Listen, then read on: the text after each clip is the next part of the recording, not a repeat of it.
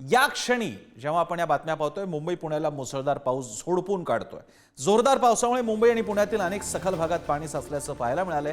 दरम्यान मुंबई, ठाणे, रायगड आणि रत्नागिरीला पावसाचा रेड अलर्ट जाहीर करण्यात आलेला आहे। काही भागात अतिवृष्टी आणि विजांच्या कडकडाटासह पाऊस होणार असल्याचा इशारा हवामान विभागानं दिला आहे। मुंबई, ठाणे आणि पुण्यातली ही दृश्य पाहतोय, याचा अलर्ट आधीच प्रसिद्ध करण्यात आला होता, इशारा देण्यात आला होता आणि सध्या महाराष्ट्रात खास करून मुंबई, ठाणे, पुणे पट्ट्यामध्ये मोठ्या प्रमाणात पाऊस पडतोय। मुंबईत सध्या पावसाची जोरदार बॅटिंग पाहायला मिळते। मुंबई शहरासह पूर्व उपनगरात जोरदार पाऊस झालाय। चर्चगेट आणि घाटकोपरमध्ये पावसाच्या जोरदार सरी बरसल्या, तर पश्चिम उपनगरात असलेल्या कांदिवलीमध्येही मुसळधार पाऊस झालाय। या पावसामुळे मुंबईकरांची चांगलीच तारांबळ उडाली आहे।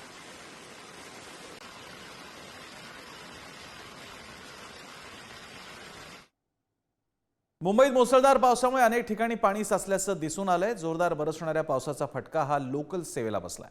मध्य रेल्वेच्या मुख्य मार्गावर वाहतूक 15 ते 20 मिनिटं उशिरानं सुरू आहे, तर हार्बर मार्गावरील वाहतूक लोकलची ही वाहतूक 10 ते 15 मिनिटं उशिरानं आहे। दरम्यान पश्चिम रेल्वेवरील वाहतूक सध्या तरी सुरळीत आहे। मुंबईमध्ये जेव्हा असा मोठा पाऊस पडतो त्यावेळी सगळ्यात आधी प्रभावित होते ती लाईफलाईन म्हणजेच रेल्वे सेवा। सध्या पश्चिम रेल्वेवरची वाहतूक सुरळीत आहे। हार्बर आणि मध्य रेल्वेवर मात्र नेहमीप्रमाणे आता ट्रेन्सना उशीर व्हायला सुरुवात झाली आहे।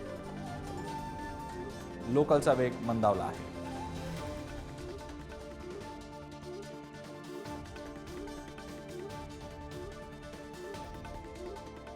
धनंजय दळवी आपले प्रतिनिधी याविषयी अधिक माहिती देतात। धनंजय,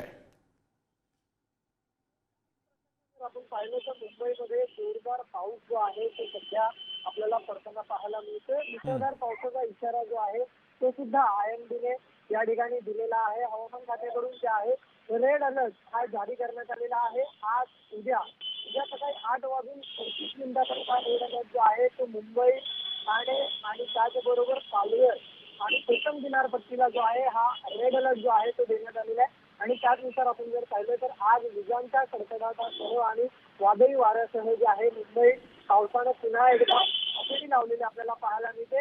दीर्घकाळ जे आहे पावसाने विश्रांती घेतली होती आणि त्यानंतर पुन्हा एकदा पाऊस जो आहे तो मुंबईत बरसताना आपल्याला पाहायला मिळते।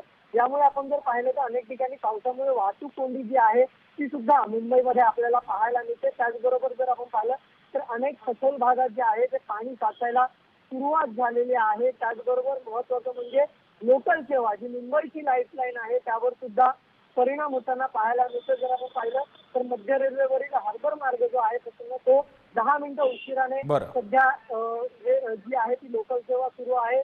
मध्य रेल्वेच्या धनंजय, या अपडेट्सकडे आपण लक्ष ठेवून राहूया। तुर्तास धन्यवाद तुम्ही दिलेल्या माहितीबद्दल।